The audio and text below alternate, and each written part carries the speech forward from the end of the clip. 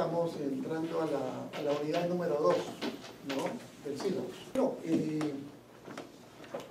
la semana pasada empezamos a abordar toda la temática del curso. Dimos la presentación, así como los temas que conciernen justamente al ámbito propiamente del derecho internacional privado, ¿no?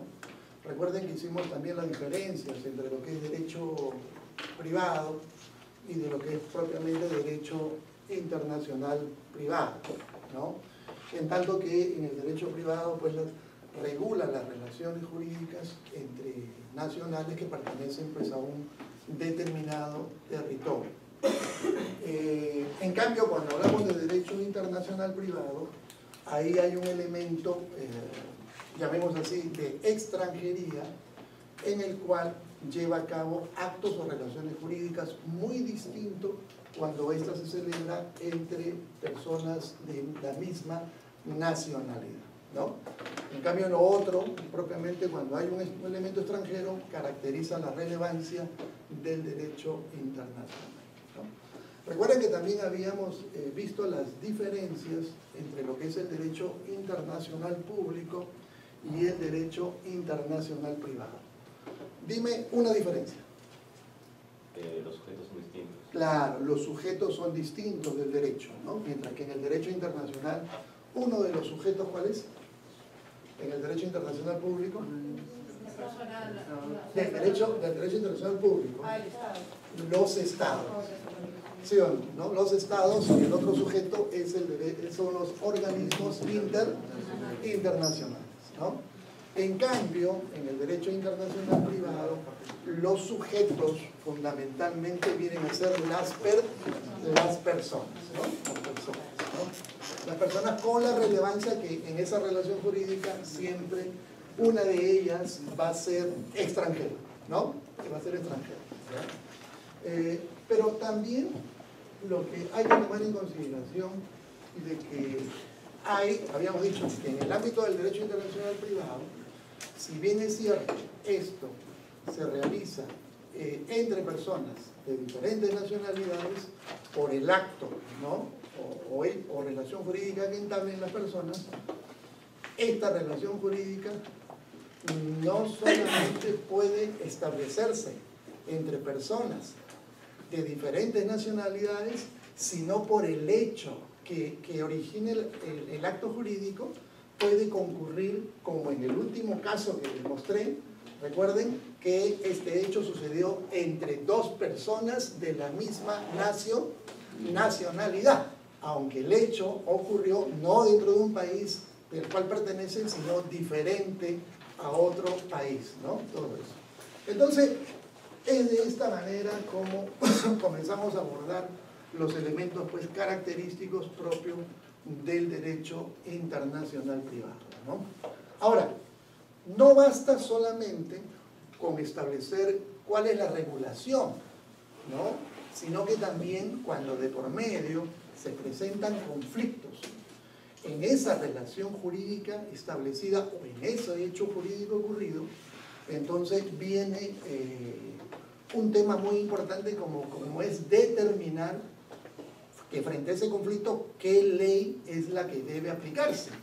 ¿Por qué? Porque al existir una relación jurídica donde los sujetos son o bien de una nacionalidad determinada, pero que el hecho ocurre en otro territorio, o bien uno de los elementos que hacen esa relación son de diferentes nacionalidades, entonces ahí se origina un conflicto de leyes por el cual tiene que determinarse qué ley es la que debe aplicarse, de la nacionalidad A, si fuera el caso, o de la nacionalidad B. Para esto, el Código Civil, que señalamos en la clase pasada, establece en el libro 10º toda una serie de reglas que deben ser observadas a fin de poder establecer qué norma es la que corresponde que deba aplicarse frente a un caso determinado de esta relevancia. De tal manera que se delimita el ámbito de aplicación de la ley, entonces automáticamente se establece quién será el juez competente. O sea, tú estableces cuál finalmente del conflicto de leyes es la que va a aplicarse y ya se determina quién es el juez competente, ¿no? Entonces, eso también lo señalamos en la clase pasada. Y para terminar, hablamos un poco del objeto del derecho internacional privado, ¿no? Recuerden ustedes que dijimos que el objeto del derecho internacional privado es regular relaciones de naturaleza privada. Es decir, las personas, ¿no?, son las que llevan a cabo estas relaciones jurídicas, no los estados. Porque si fueran los estados, como ustedes muy bien lo han señalado, pertenecería no, profesor, al derecho internacional privado, sino pertenecería al derecho internacional público. Ahora, ¿qué pasaría si de repente en una relación jurídica de orden privado, donde pueda intervenir, por ejemplo, el Estado en ese acto, por ejemplo, imaginemos un tipo patrimonial, ¿no? El Estado no puede, ¿no?, figurar ejerciendo la investidura de su ius imperium, porque denaturaliza la relación jurídica, pues, horizontal. Entonces, el Estado entraría en una condición de sujeto de derecho tan igual como las mismas personas que el Código establece, ¿no? Bien, y finalmente, señalamos que ¿cuál es la finalidad del derecho internacional privado? ¿Cuál es la finalidad? La finalidad, habíamos dicho, ¿no?, es establecer una seguridad jurídica, ¿no?, en esa relación que se entable en personas de diferentes nacionalidades, ¿no? O sea, garantizar que esa relación se brinde toda la seguridad jurídica para el efecto de que se pueda determinar primero los derechos correspondientes que se establecen y cuáles son la aplicación de las leyes en función al acto jurídico celebrado. También habíamos dicho, recuerden, de que hablar del derecho internacional privado es hablar de un conflicto de leyes, Recuerden ustedes en las denominaciones cómo se le conoce al derecho internacional privado, ¿se acuerdan? Dime una, ¿te acuerdas? Denominaciones. ¿Perdón? Derecho extranjero, muy bien. ¿Otro? Y dijimos que al derecho internacional privado también se le conoce con diferentes denominaciones. Adelante, pase. Derecho de extranjeros se le conoce como conflicto de leyes. ¿Qué más? Derecho internacional particular. ¿Qué más? Jus gentium. Claro, recuérdense, jus gentium. También se le conoce como derecho civil, ¿no?, internacional. ¿Sí o no? Habíamos dicho que se le conoce también como derecho civil internacional, ¿no? Bueno, y finalmente como derecho internacional privado. Y lo que habíamos dicho también es que finalmente de las diversas denominaciones, lo que ha quedado de una otra manera consensuado en la doctrina es que el derecho internacional privado es la que mayor aceptación, ¿no?, ha tenido en el ámbito de la doctrina. Pero igual el alumno identifica claramente, como dijo la alumna, profesor, yo también puedo identificar como ley de extranjería o derecho de los extranjeros. O también, como ustedes han dicho, profesor, yo puedo identificarlo como conflicto de leyes. Aunque pueda parecer redundante lo que voy a decir, lo mismo que ustedes ya saben, es ¿qué es lo que determina el carácter de una relación jurídica del derecho internacional privado? ¿Qué es lo que determina? ¿Cuándo de por medio decimos que hay una relación jurídica propia del derecho internacional privado?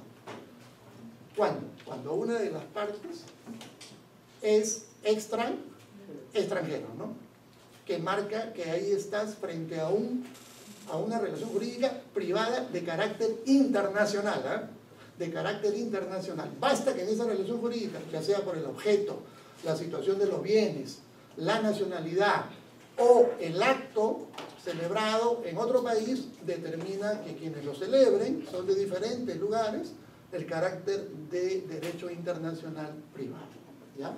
Muy bien. Y finalmente, al terminar la sesión pasada, dejamos un pequeño caso práctico en el cual ustedes lo comenzaron a trabajar. Lo que dijimos es que pudieran trabajarlo en grupo, ¿no? Y quería ver un poco los resultados, a ver cómo les fue, qué tal, un caso práctico. Independientemente de si sea la respuesta correcta o no sea la respuesta correcta, pero acá lo importante es que quiero ver resultados y ahí podemos establecer justamente la aclaración correspondiente. El caso, acuérdense. Miren, ¿ven? Acá lo voy a poner. Acá lo pongo. Ahí está el caso. Por favor, para todos y para los alumnos nuevos que se incorporan, dejamos un caso la semana pasada y este caso consistió en lo siguiente. Un peruano residente en Tacna cruza la frontera con su automóvil, ¿no?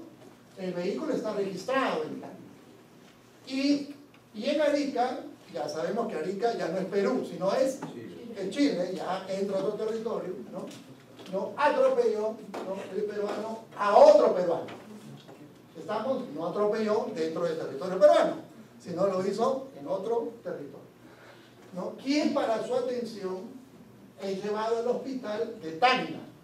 ¿Sí o no? El peruano rápidamente no actúa y dice, no, me lo llevo al hospital. Independientemente de lo que haya pensado, dijo, lo más próximo es que me lo llevo, ¿no?, a Tacna, ¿no? Donde fallece a consecuencia del accidente. ¿Estamos? Ese es el caso, ¿ya? Entonces, se hicieron algunas preguntas que justamente es el resultado de lo que ustedes han debido traer. Primero, ¿estamos frente a un caso de derecho internacional privado? Si la respuesta es sí, ¿por qué?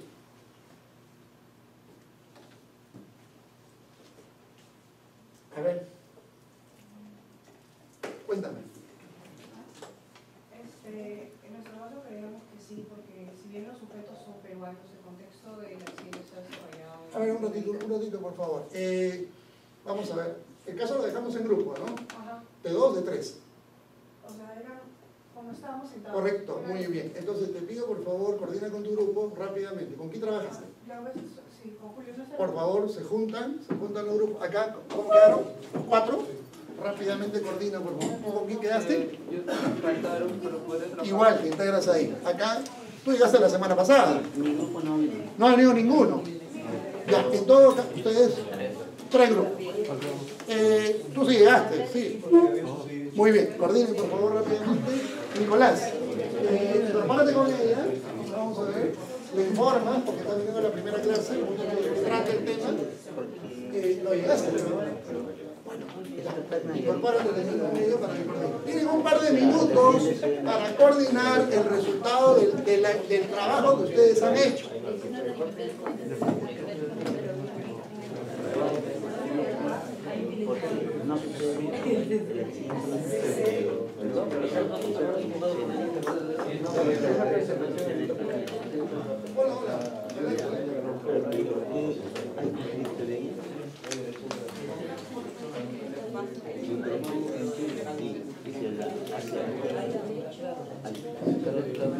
¿Qué país vas a activar?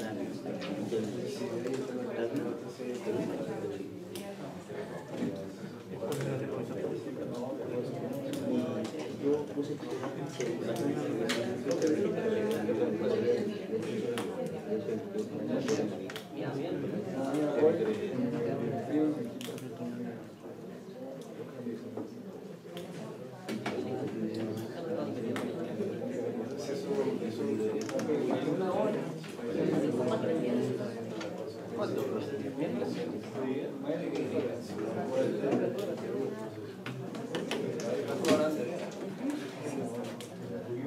En todos los grupos, tener presente que más allá de los argumentos que puedan ustedes desarrollar, ya saben que siempre tiene que haber un sustento jurídico, ¿no? Y que siempre hay, lo primero que hay que hacer es revisar nuestro Código Civil, ¿no? O sea, si bien es cierto, el hecho ocurrió en otro territorio, pero tenemos un libro que norma las reglas del derecho internacional privado. Entonces, hay que identificar el artículo o qué artículos podrían tener el sustento de lo que van a firmar. ¿Sí? ¿Ya? Muy bien.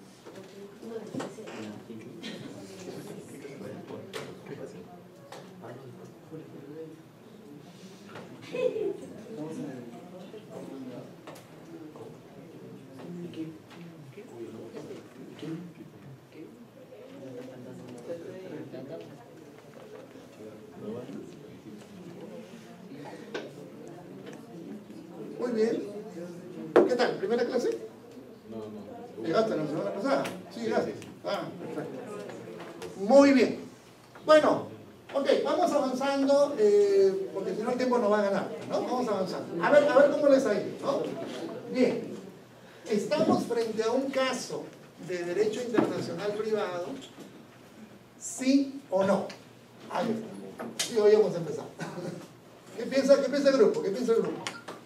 Nosotros creemos que sí, porque si bien las dos figuras son personas peruanas, el contexto de la situación ha ocurrido en Arica, en Chile. Entonces sí tenemos un caso de derecho internacional. Ya. ¿Segundo grupo? Sí, porque existe un elemento extranjero relevante. Igual, en unos casos es el sujeto, otros el bien, y en este caso es el lugar donde... El lugar, ¿no? El lugar. ¿Sí? ¿Estamos? Perfecto. El hecho es relevante que sucedió en otro lugar.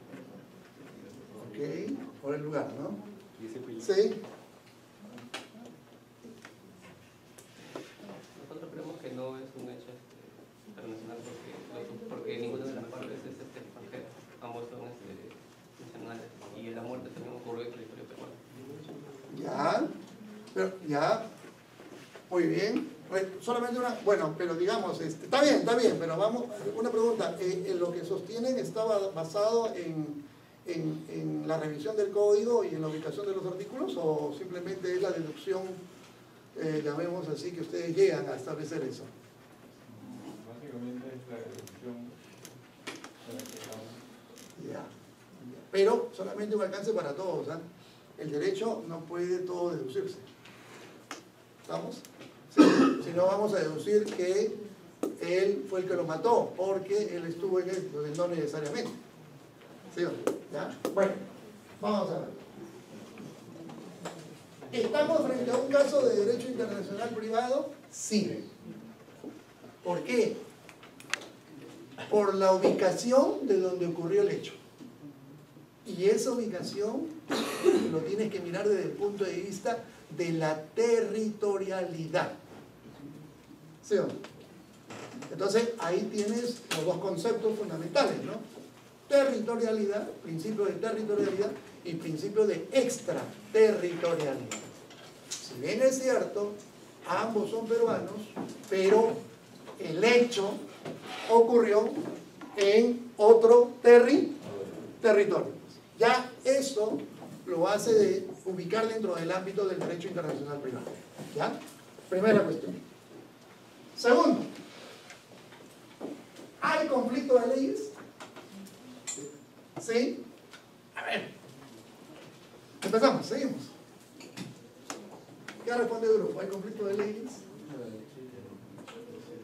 Ya, claro, la respuesta debe sustentarse en lo que establece pues las leyes, ¿no? Si te dicen que hay conflicto de leyes, ya no podemos pensar subjetivamente, ¿no?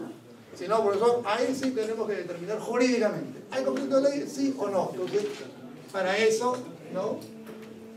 Revisamos. A ver, ¿por dónde va? A ver, acá hay un artículo, que es el 2047, que habla de la regulación de relaciones jurídicas vinculadas con organismos jurídicos extranjeros y también con tratados internacionales.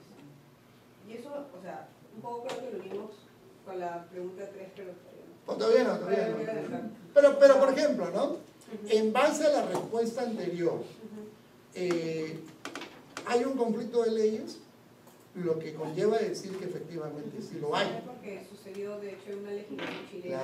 Claro, ¿no? Porque si bien es cierto, los connacionales peruanos se rigen por la propia ley al cual pertenecen, ¿no? En nuestro país, el hecho ocurrió en otro país.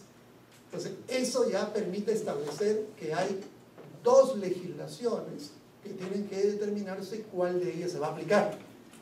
Entonces, ya de por sí, frente a esas dos legislaciones, te genera lo que se conoce pues como un conflicto de leyes, ¿no? Entonces, hay que establecer cuál es la que corresponde que debe aplicarse, ¿no? Muy bien. Segundo grupo, ¿hay conflicto de leyes? ¿Cuál es un poco el razonamiento de ustedes? Cualquiera. No, ya déjalo a él, pues ya opinó, ya. Sí, hay conflicto de leyes. Ya, por... No sé, nos hemos fijado en la responsabilidad contractual del libro 10, que es el artículo 2097, Ya. donde menciona que se regula la responsabilidad por leyes ahí. Lo que pasa es que esa respuesta que estás dando ya correspondería a la tercera pregunta. Estamos en la segunda, ¿no? Claro, sí, pero ¿por qué? Es como, por ejemplo, yo le digo al juez, ¿sabe qué? Señor juez, mi cliente es inocente. Entonces, sí, porque Y nada más, no, pues tengo que sustentar por qué es inocente. ¿Sí o no? hay conflicto de leyes, hay dos jurisdicciones que están.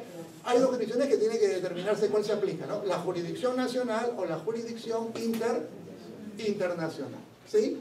Muy bien. ¿Alguien más quiere agregar? ¿Estamos en la misma línea? ¿Sí? Perfecto. Bien. Tercera pregunta. ¿Cuál es la ley competente? Si efectivamente ya identificamos, ¿saben que hay un conflicto de leyes? Ya está identificado que hay un conflicto de leyes. Ahora tengo que determinar cuál es la ley competente y para ese efecto me tengo que basar en lo que establecen las normas jurídicas correspondientes. Hemos dicho, cuando de por medio existe un caso de naturaleza privada e internacional, debe primeramente, ¿no?, revisarse lo que dicen, por un lado, las normas jurídicas internas, ¿no?, y por otro lado, las convenciones internacionales. Y acuérdense que dijimos, si por ejemplo, si existiera, por ejemplo, ¿no?, una convención entre Perú y Chile que norme este tipo de casos, ¿no?, próximos a lo que hemos puesto de ejemplo, entonces ya no se tendrá que aplicar la legislación interna, sino se aplica la convención internacional. ¿Por qué? Por el significado de los tratados que decíamos en clase pasada. Si no hay una convención bilateral establecida entre los estados, entonces, profesor, se aplica la legislación interna y para ese efecto tengo que revisar el libro 10º del Código Civil que regula el derecho internacional privado y tratar de identificar los hechos con la norma jurídica correspondiente. Y ahí va a ser el sustento de mi razonamiento. Entonces, en el tercer punto, ¿cómo fue el trabajo del equipo? Un momento de lo general, de lo particular. En lo general, Perú no tiene ningún tratado con Chile que no es solamente de aduanas y comercio internacional. En el 96 y el 99, pero en el artículo 2057 del libro 10 dice que los tribunales peruanos son competentes para conocer las acciones contra personas domiciliadas en el territorio nacional. Entonces, si me dicen que un peruano reside en Tacna, es un peruano que está residiendo en el Perú y en teoría podría sujetarse a la legislación peruana. Ya, entonces sostienes el 2057. Sí. ¿Sí? Vámonos al 2057, por favor, todos. Código Civil. Si no lo tienen físico, virtual, 2057, por favor. ¿Ya? A ver, vamos a ver. El primer grupo debe establecer ese respectivo artículo.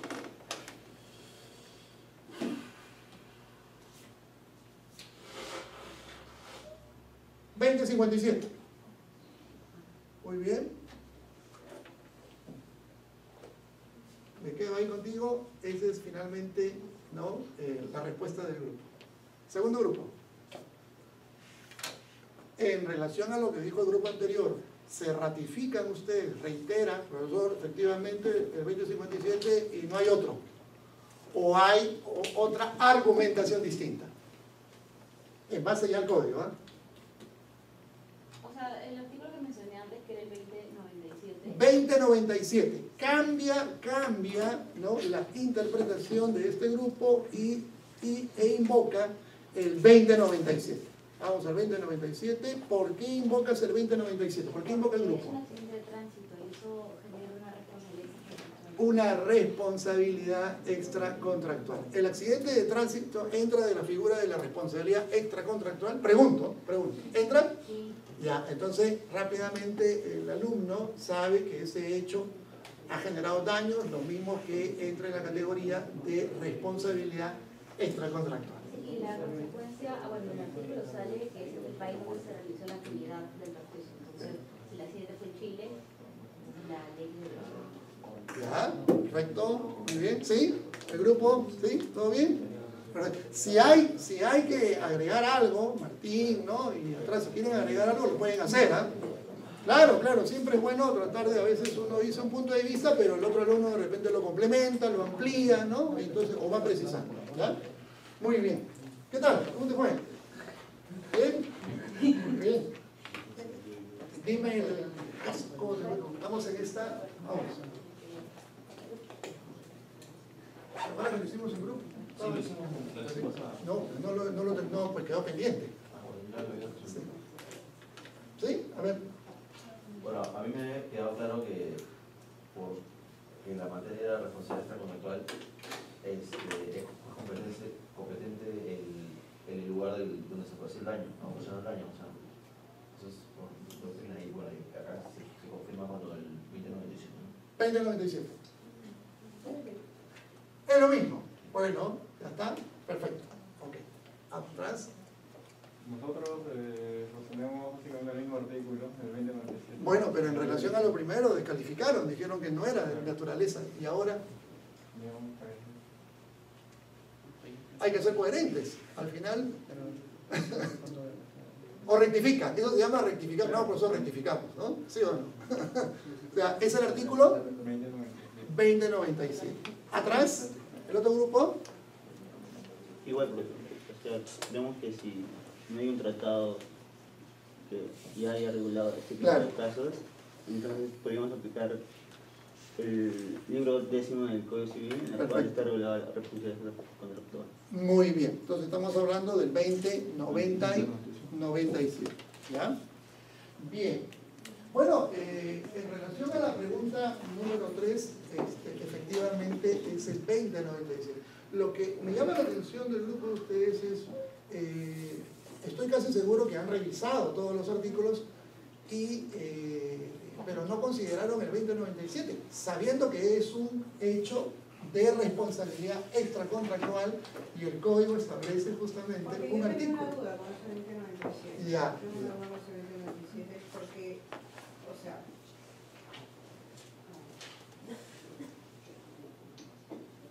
no entiendo el segundo párrafo del 2097, porque me habla de que el lugar donde considero responsable a la gente, pero luego no del lugar de la actividad. Entonces, también, no sé si acá también, para calificar, efectivamente es una responsabilidad extracontractual, pero también tendría que verse cómo definen la responsabilidad extracontractual en Chile. Entonces, yo creo que antes de considerar ese artículo, debería también verse cómo es la responsabilidad extracontractual en Chile. No sé si tiene que hacerse esa alineación entre qué se considera en el Perú y qué se considera en Chile. Desde el punto de vista, claro, lo que habría que ver es la norma pertinente, pero en principio, de acuerdo a la doctrina, se entiende por dónde va el tema de la responsabilidad extracontractual, como regla general. Y justamente la forma como sucedió este hecho encaja justamente dentro de esta categoría jurídica de responsabilidad. Entonces quiere decir que todos los otros hechos que no sean responsabilidad extracontractual pueden verse... No, ya esos son otros criterios. Ah. Netamente hemos establecido responsabilidad extracontractual, ¿no? Muy bien. Efectivamente, la respuesta sería el 2097, ¿no? El 2097.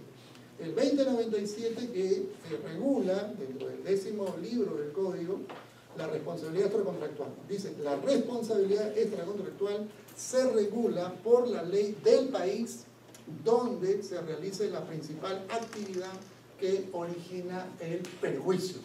Y pues el perjuicio ha sido originado en territorio chileno y no en territorio peruano, ¿no? Entonces, la ley que se aplicaría pues sería por el hecho territorial donde ocurrió. Entonces sería la legislación, ¿no?, chilena. Ahora, establecido la ley de competencia, cae por su propio peso el juez, pues, donde se plantearía la demanda, ¿no? Por todos los daños sería, pues, el chileno, ¿no? ¿Ya? Y claro, en el punto 5 yo, claro, les decía un poco qué dice el libro, un poco para que ya lo han respondido en función a lo que se ve, etc. Muy bien. Desde ahí, está claro entonces de que en este caso de responsabilidad extracontractual, en el conflicto de leyes que se dilucida, finalmente se aplica la legislación chilena. Pregunta. ¿Habría alguna argumentación que invocar para que ese hecho ocurrido pueda ser de jurisdicción peruana y no jurisdicción chilena? ¿Podría invocarse algunos argumentos, algunos fundamentos para que ese hecho pueda ser materia de demanda que se plantee en el ámbito nuestro de ese país? Podría ser que, como ambos son sujetos de nacionalidad peruana, entonces quien tiene mayor control o regulación sobre ello, pues efectivamente la legislación peruana, y pues viven en Tacna, o sea, la diferencia geográfica, la distancia tampoco es tan grande, ¿no? En cambio es más, si lo vemos a largo plazo, los costos de ambas personas de irse de Tacna a Arica, porque pasa hasta 20 soles, de regreso 20 soles más, entonces se generaría más dinero. Entonces, desde ese punto de vista, yo no puedo decir, así que está en mejor posición de poder administrarlo. Una orientación, ¿no? Para que ustedes sigan argumentando. Estamos hablando de una responsabilidad extracontractual.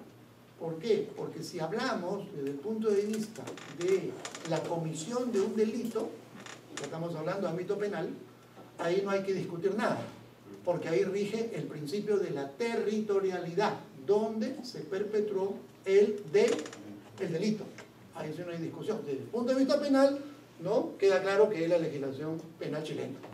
Ahí nada que lo traigo al Perú, no, definitivamente desde el punto de vista penal. Desde el punto de vista civil internacional o privado internacional, lo que hay que ahí establecer es que, como dice Nicolás muy bien, algunos de los elementos que él ha destacado es que se podría argumentar, ¿no? Las coincidencias de los que se conoce como los factores de conexión, ¿no? Los factores de conexión. Y los factores de conexión, ¿cuáles serían? ¿No? De que ambos, sujeto activo, ¿no? Es decir, quien atropelló y sujeto pasivo son de una misma nacionalidad. Perfecto. Son de una misma nacionalidad. Entonces, ese elemento relevante, ¿no? Puede ser retrotraído para que sea juzgado por los tribunales peruanos, ¿no? O sea, la demanda podría plantearse, ¿no? Si hay esa coincidencia. Por supuesto que tiene que haber todo una determinación final si efectivamente existen esas coincidencias de los hechos. Tengo una pregunta. Claro. Si en caso yo tengo que indemnizar a la otra parte, que también es peruana, y el aprovechamiento económico, obviamente, como vive y reside en Perú, obviamente lo va a realizar en Perú, entonces también se podría ver por esa vía. Por supuesto que sí. Por supuesto que sí. ¿No? Sí. Y, por ejemplo, en un ejemplo un poco aparte, podríamos usar el mismo criterio de razonamiento. No sé si fue hace una semana que hubo un accidente en Ica por un tubular y eran como que fallecieron ciudadanos extranjeros que estaban en tour. Entonces, el mismo criterio se podría aplicar para ellos. El mismo criterio. Sí. Perfecto. Muy bien. Bueno,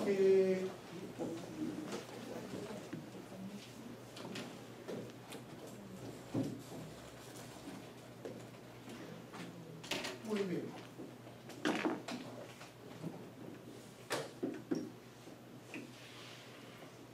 ¿Cuál es la ley aplicable? ¿No? La ley chilena, ¿no? Conforme lo hemos venido estableciendo en cada uno de las intervenciones de ustedes, ¿no? La determinación se basa efectivamente sobre el artículo 2097 del Código Civil, ¿no? y por lo tanto la competencia será del juez, en este caso extranjero, ¿no? No será del juez peruano. ¿Ya? Muy bien. ¿Qué les pareció este caso? ¿Sí? ¿Interesante? ¿Sí? Ubica el tema dentro del derecho internacional privado. ¿Ya? Bien. Bueno, de esta manera entramos a uno de los temas muy importantes, como viene a ser el conflicto, ¿no? El conflicto de leyes en el derecho internacional, ¿no? Entonces, el logro de la sesión apunta de que al finalizar esta unidad, el estudiante califica adecuadamente un caso concreto considerando las categorías jurídicas, ¿no? Y los factores de conexión previstas en el derecho internacional privado, ¿no? Muy bien. Bueno, este es un poco el temario de lo que vamos a ir trabajando. Conflicto de leyes, territorialidad, extraterritorialidad, la regla del conflicto, estructura de la norma de conflicto, método directo, método indirecto y la ley aplicable. Miren qué interesante, porque de lo práctico, rápidamente ustedes van conectando efectivamente por dónde van a ir los temas. Muy distinto es cuando de por medio explicamos teoría y el alumno puede, siempre quiere mejor un caso práctico para ya después comprender con mucha más rapidez los conceptos elementales, ¿no? Bueno, este primer punto tiende a caracterizar de que hablar de conflicto de leyes es hablar pues de toda una internacionalización justamente de legislaciones que van a generar de por sí cuál de ellas frente a un caso particular debe aplicarse, ¿no? Entonces, muy bien cuando dicen ustedes, profesor, frente a cualquier caso donde se tenga que aplicar o ley A o ley B, es decir, o la ley de un país o la ley de otro país, ya eso origina un conflicto de leyes, ¿no? Muy bien. Esto implica una concurrencia o competencia entre diferentes normas, ¿no? Como lo decíamos, ¿ya? Muy bien. Este autor efectivamente señala que el conflicto de leyes se produce cuando en una relación jurídica se encuentra incursa en la esfera legislativa de más estados, ¿no? Dos o más estados. Muy bien. Vámonos al 2047 del Código Civil. 2047, por favor. Ubican el 2047, por favor, y por favor, libre, cualquiera puede leer. Cualquiera lo puede leer, ¿ya? 2047.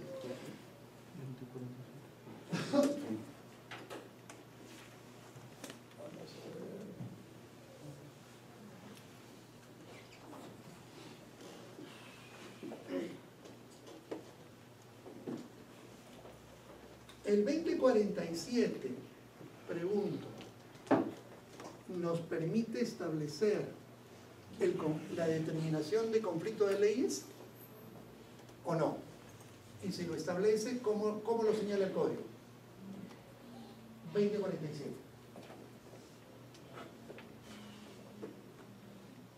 O sea, lo que quiero decir en pocas palabras es, el 2047, esa norma regula con la palabra conflicto de leyes o no regula esa palabra, sino lo interpretamos que implícitamente se entiende conflicto de leyes. ¿Cuál sería la respuesta? A ver, léete por favor. Léelo. El derecho aplicable para regular relaciones jurídicas vinculadas con ordenamientos jurídicos extranjeros se determina de acuerdo con los tratados internacionales ratificados por el Perú, que sean pertinentes y, si estos no lo fueran, conforme a las normas del presente libro. Además, son aplicables supletoriamente los principios y criterios consagrados por la doctrina del derecho internacional privado. No aparece propiamente la palabra conflicto de leyes. Pero cuando el artículo empieza diciendo el derecho aplicable para regular relaciones jurídicas vinculadas con ordenamientos jurídicos extranjeros, ya implícitamente se está refiriendo al conflicto de leyes, ¿no? Todo eso, ¿ya? Muy bien. En la noción de conflicto de leyes, como hemos dado el ejemplo, hemos visto el tema de la territorialidad como factor determinante. Miren, o sea, si hubiera sido de nacionalidad diferente, usted hubiera con exactitud hubiera dicho, profesor, efectivamente uno es peruano y el otro es boliviano. ¿no? El otro es uruguayo, el otro es, ¿no? Pero acá ustedes han argumentado tomando en cuenta el principio de la extraterritorialidad. Eso es lo que han caracterizado, ¿no? Muy bien. Vamos a ver, siguiente.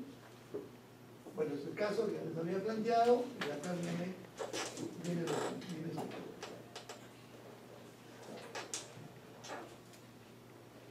Muy bien. Me voy a detener en este punto, justamente porque ustedes me preguntaron, yo, profesor, más o menos cómo podemos analizar un caso que podamos identificar de derecho internacional privado, ¿no? Entonces, lo que les he traído ahora son los pasos que ustedes tienen que aprenderlos, y cuando planteemos un próximo caso práctico, usted tome en cuenta el cumplimiento de cada paso metodológicamente. ¿Ya? Entonces, acuérdense, la metodología va a permitir tener un orden en el análisis del caso y tienes que cumplir inexorablemente etapa 1, etapa 2, etapa 3, que te llegue a la solución del caso. ¿Sí o no? ¿Ya? Muy bien. Paso 1. El alumno debe identificar el caso como uno de derecho internacional privado, ¿no? Tiene que saber identificar el caso. Así como ustedes saben muy bien cómo identificar un caso penal, comercial, laboral, corporativo, ¿no? Ahora lo que van a aprender es a identificar frente a un caso que sea de derecho internacional privado. Para ese efecto, deben considerar que uno de sus elementos relevantes esté vinculado al ordenamiento jurídico, ¿no?, extranjero. O sea, el alumno rápidamente sabe, dice, yo para identificar si es un caso de derecho internacional privado, queda claro de que estoy en una concurrencia siempre de dos legislaciones. Siempre, una legislación interna y otra legislación externa, es decir, dos ordenamientos jurídicos. O puede ser el ordenamiento jurídico que yo pertenezco o el ordenamiento jurídico del otro país. O sea, siempre van a ser dos jurisdicciones, ¿sí o no? O más, ¿no? Paso número 2. Lo que ustedes también ya han dicho muy bien, ¿no, profesor? Determinar si existe un tratado internacional aplicable al caso concreto, ¿no? Si hay un convenio internacional, ¿no?, justamente que permita invocarlo para poder solucionar ese caso. Si no hay ese convenio, entonces ya el alumno sabe, si no hay convenio, entonces yo ya sé que tengo que aplicar, ¿no?, el ordenamiento jurídico respectivo de cada país, ¿no? Si existe ese convenio internacional, entonces se aplicarán las normas que en ella regula, ¿no?, y en base a esto el caso debe resolverse. O sea, ya no tomo en cuenta pues el Código Civil, me limito netamente a lo que dice el tratado, ¿no?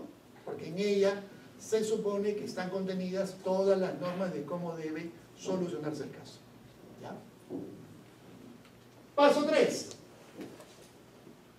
Si no existe, ¿no?, no existe ese convenio internacional, entonces corresponde determinar si el juez peruano es, por ejemplo, competente. Para ese efecto se aplicarán las normas de conflicto, ¿no?, ya sea en el ordenamiento peruano, como hemos visto en este caso, ¿no?, en la solución del mismo. Perfecto. ¿Ya? Tercer paso, ¿no? Tercer paso. Cuarto paso. Una vez que se determina, ¿no?, cuál de los ordenamientos jurídicos se va a aplicar y por lo tanto se establece la competencia del juez, se debe establecer la calificación, ubicando el caso en la categoría jurídica correspondiente, ¿no? Solamente como un adelanto.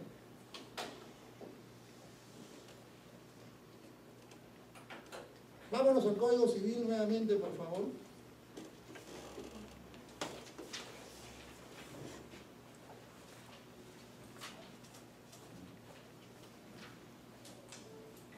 ¿Estamos en el Código Civil? Muy bien. Pregunto, ¿qué instituciones civiles están reguladas en el libro 10º del Derecho Internacional Privado? O sea, ¿qué instituciones civiles están reguladas? Para eso hay que revisar el código. Claro, denle una revisadita, un minuto, con tranquilidad. Una revisada al código, a ver qué instituciones civiles están reguladas en él. Y ustedes mismos se van a dar cuenta, ¿no? ¿Tienes un ejemplo? Muy bien. 1, la afiliación. Ya está. Esa es una institución civil. 2, cualquiera, pero que esté en el derecho, en el libro 10º. Claro. El matrimonio. El matrimonio. Muy bien. 2. 3. Perdón. Ah, no tienes el... ya, no te preocupes. Otra institución civil que esté normado en el libro 10º, ¿eh? Del código, claro. No agarremos otro libro, sino solamente el libro 10º. Miren, ya empezaron los alumnos, ¿eh? Profesor filiación, profesor matrimonio. Vamos, sigue la misma. Adopción, muy bien. Otro. ¿Qué más? Está en el código. Tutela, curatela. ¿Perdón? Tutela, curatela, muy bien. ¿Qué otra institución más está? Sucesión testamentaria. Sucesiones. Reconocimiento de paternidad. ¿Sí? ¿Qué más? Fusión. ¿Perdón? Fusión de personas. ¿Ya? ¿Qué más? Divorcio, ¿qué más? Capacidad, muy bien, ¿qué más? Derechos reales, muy bien. En cuanto a propiedad de posesión, ¿sí? ¿Qué más? Está en el código, ahí lo tiene, hay que revisarlo. ¿Perdón? Bueno, claro. Bueno, pensamiento de sucesión, herencia, todos, ¿no? ¿Qué más? Responsabilidad extracontractual. ¿Y también hay responsabilidad contractual ahí? ¿Sí? Perfecto. Prescripción adquisitiva, etcétera. ¿Por qué, señores, les he pedido de que identifiquen? Porque efectivamente esas instituciones se conocen como categorías jurídicas. ¿No? Entonces, cuando se habla en el paso 4 de establecer la calificación, ubicando el caso en la categoría jurídica correspondiente. Y no es difícil, ¿eh? Simplemente, por ejemplo, como el caso anterior de práctica, ¿no? Si no les hubiera puesto como título responsabilidad extracontractual, ustedes de seguro me hubieran dicho, profesor, y además, este es un caso de responsabilidad extracontractual. O sea, esa es la categoría, ¿no? Por ejemplo, ponemos otro caso donde dos personas, ¿no? Se casan, por ejemplo, y después con el tiempo se separan. Entonces, ¿cuál sería la categoría jurídica ahí? Divorcio, pues. ¿Sí o no? Porque ya la separación conlleva pues el divorcio, ¿no? Entonces, a eso me refiero con que debe establecerse la calificación ubicando, ¿no?, el caso en la categoría correspondiente. Con lo cual quedará determinado el factor de conexión aplicable, ¿no? El factor de conexión aplicable. ¿Qué es el factor o punto de conexión? ¿Qué es? ¿No? Cosa que hemos puesto es el elemento que permite la remisión, es decir, el envío a otro ordenamiento jurídico, ¿no? Lo hemos abreviado O.J, ordenamiento jurídico. Es el enlace entre la relación jurídica privada y el derecho a regirla. Entonces, ¿cuáles serían los puntos de conexión? Dependiendo del caso, el domicilio, la residencia habitual, la nacionalidad. Pregunto, ¿qué otro punto de conexión más faltaría? Por ejemplo, en el caso anterior, ¿cuáles serían los puntos de conexión? La nacionalidad, ¿sí? El domicilio, ¿no? El domicilio. En un caso de divorcio, ¿cuáles serían los puntos de conexión? Lo mismo, la nacionalidad, si efectivamente, ¿no?, son diferentes, y el domicilio conyugal. ¿Sí o no? ¿Ya? Muy bien. Y por ejemplo, frente a un caso, supongamos de compra-venta de un bien inmueble, ¿cuáles serían ahí los puntos de conexión? Ya no hablaríamos de domicilio conyugal, no tiene nada que ver. ¿Ah? El lugar donde se ha adquirido el bien. Yo puedo ser peruano, ¿no? Pero mañana me voy a Europa, y en Europa me compro pues un bien inmueble. Conforme a las leyes, me convierto en propietario de ese bien inmueble. ¿Sí o no? ¿Ya? Entonces, frente a cualquier conflicto que pueda devenir, ya sé que el punto de conexión a tomar en consideración, pues obviamente es dónde está ubicado el bien. Y el bien, pues no voy a decir que está en Perú. El bien está registrado, y está mi nombre, y soy el titular de ese bien, en el territorio donde se adquiere, ¿no? Todo eso. ¿Ya? Muy bien. El paso número 5, ¿no?, está determinado por el factor de conexión aplicable, que ya lo estábamos comentando, ¿no? Entonces, encontraremos la ley nacional específicamente competente.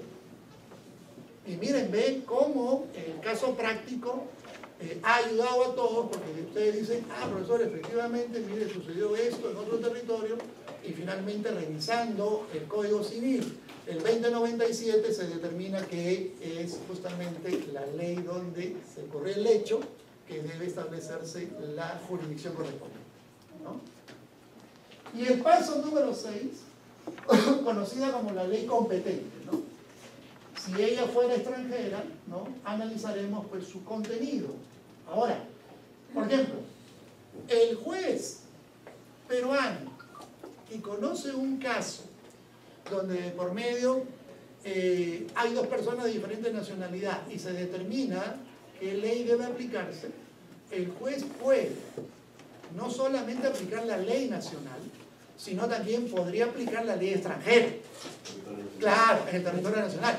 Siempre y cuando el juez verifique que la ley extranjera no contravenga el orden público. Claro.